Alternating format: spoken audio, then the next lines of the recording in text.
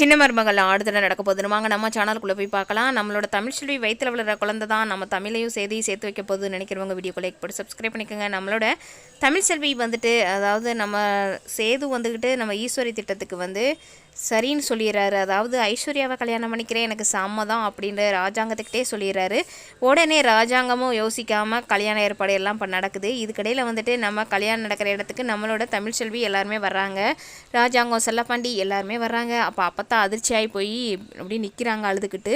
இன்னொரு பக்கத்தில் பார்த்தா ஒரு நிமிஷம் எனக்கு பைசல் சொல்லிவிட்டு அதுக்கப்புறம் தான் தாலியை கட்டுங்க அப்படின்னு நம்ம தமிழ் செல்வி ஒரு குரல்.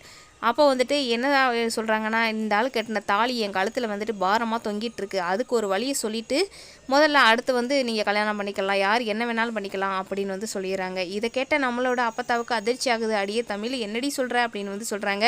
இல்லை அப்பத்தா, நானும் எவ்வளோ தான் பொறுத்து போகிறது, என்னால் இனி பொறுக்க முடியாது, எனக்கு ரெண்டில் ஒன்று தெரியணும் அப்படின்ற மாதிரி சொல்ல வர்றாங்க.